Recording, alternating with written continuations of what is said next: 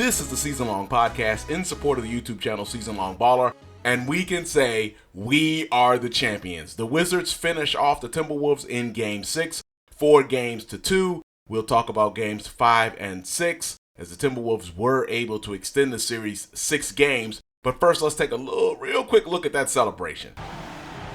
Yes, we have got the title. We go back-to-back, winning on NBA 2K23 and NBA 2K24. And we will, of course, start the season next year on NBA 2K25, as Chris Finch and Unseld Jr. share congrats there. And we know Gafford wasn't moving like that to celebrate. Şengün, I don't know how I could forget that. Şengün obviously will not be on the team next season. He'll be back with Houston as we basically reset the entire roster for NBA 2K25. And my second MVP trophy, NBA Finals MVP trophy. Avdija was very key earlier in the series where really in the playoffs. Avdija had a good playoff. So this means the Wizards have gone back-to-back, winning on NBA 2K23 and winning on NBA 2K24. And we look forward to you joining us for NBA 2K25, but that's getting a little ahead of ourselves. Let's look at what happened at the end of this series. First of all, Game 5 last Monday. Thank you for joining us for that one.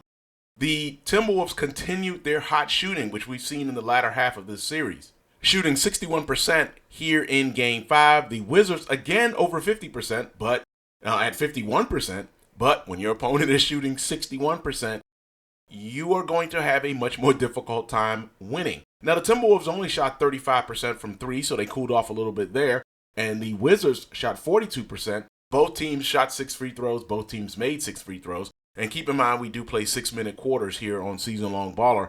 But the Timberwolves walk away with a 19-point win, and again, dominating on the glass. A 32-15 advantage on the glass.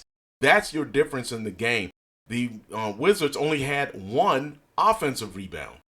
Timberwolves had 7 steals. The Wizards even had more turnovers, 11-7. And all of that turns into an 85-66 victory for the Timberwolves in Washington.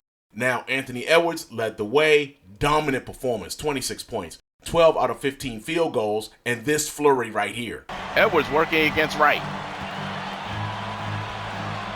Edwards drives, and oh man! The incredible flush by Edwards. He's got 22. Up to Edwards. Edwards against Wright. Oh, man. Edwards putting on a show. Oh, man. All right. 15-point lead. 2:22 to go. Ant comes down and nails it. Edwards is not missing. That's one way to close the game. Edwards led the way, as I mentioned, 26 points. He led 4 Timberwolves in double digits, and Naz Reid had 9 points. As you see, Conley, Anderson, and Gobert all had 16, 11, and 10 points, respectively. The Wizards countered with Jaymont Summerz again with 26 points, 10 out of 20 from the field, 6 out of 11 from deep. So the last 2 games, we were kind of slumping in terms of three-point shooting, but we recover a little bit here, but not nearly enough. The only other Wizard in double figures, Kyle Kuzma, but did not have a good shooting game, only 3 out of 9 for 10 points. And Jordan Poole, who had been doing well off the bench, had only 3 shot attempts. He made 2 of them and only scored 4 points. And the Timberwolves dominated Game 5 in D.C. to get the series to a Game 6 in Minnesota. But in Game 6, the Wizards finally break through to get the title. A 20-point victory, 85-65. This time, the Timberwolves do not shoot over 60%. They also only shot 38% from deep. The Wizards continued to shoot well, shooting 56% from the field, but this time, the opponent was not shooting 60. The Wizards were 16 out of 35 on three-pointers for a 46% clip.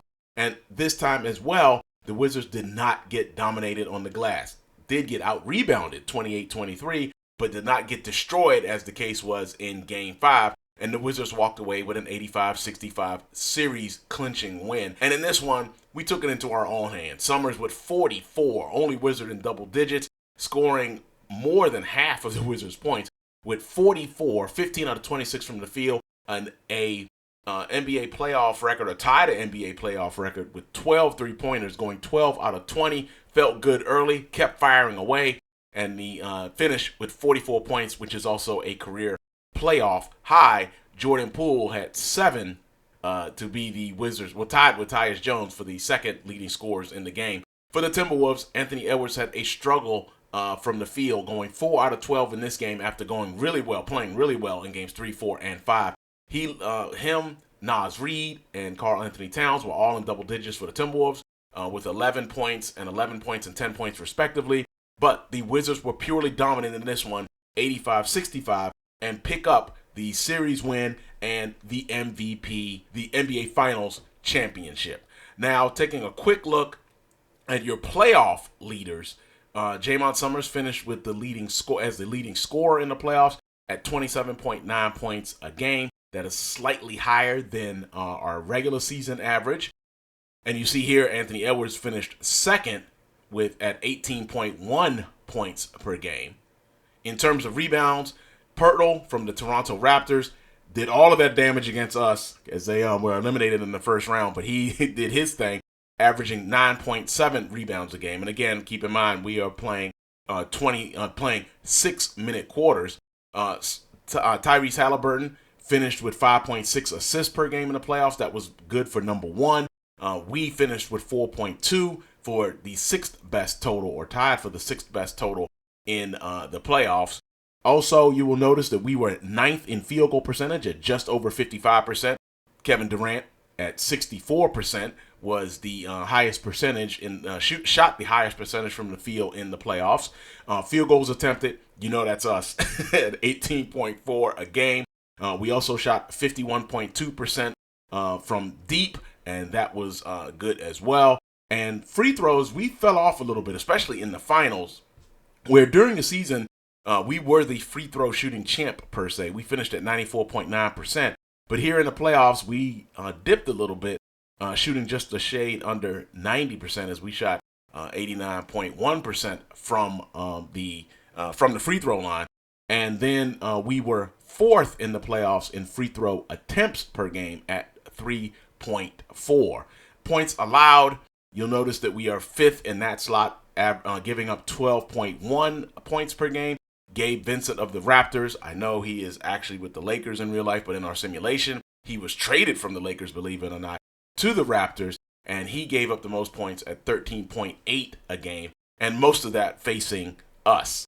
In terms of plus minus, DeLon Wright of the Wizards was number one, as you see, at 5.7. We were number two at 5.4 a game. So before we put a wrap on this, let's talk about the offseason. We'll keep doing some podcasts. We'll probably do a little bit, maybe once every couple weeks or a week or so. So we'll keep doing the podcast as we go along. But most importantly here, we'll do some live streams over the summer. We've got some ideas of what we'll do. Maybe some one-on-one battles. We'll do a couple shoot-arounds, shooting the breeze, shooting the rock. We like to do that. And when we do that, we'll talk about the NBA draft. We'll talk about the upcoming 2024 NBA season. And, of course, we'll talk about NBA 2K25. So I will really appreciate if you check us out all summer long and lead into NBA 2K25, the third season for Jaymont Summerz. We'll have a surprise for you there. We'll do the player build again. We'll find out what his overall ranking is. Remember, on NBA 2K23, we started at a 78.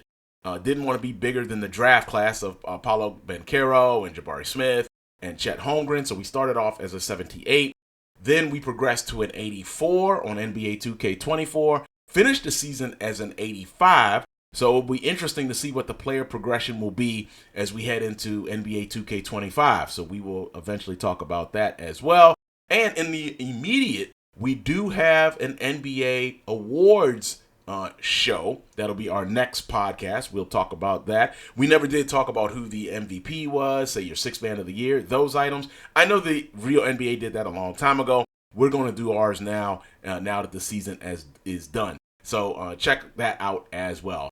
Thank you very much for joining us. That puts the wraps on another Season Long podcast. And thank you very much for joining us all this season. Again, we look forward to seeing you next season, which will be our third season of Season Long Baller here on YouTube. Thank you very much. Have a wonderful rest of your week. Make sure you keep it around because we will be doing the live streams and some more podcasts, as I mentioned. That's it for Season Long Baller. Thank you for your support all season long.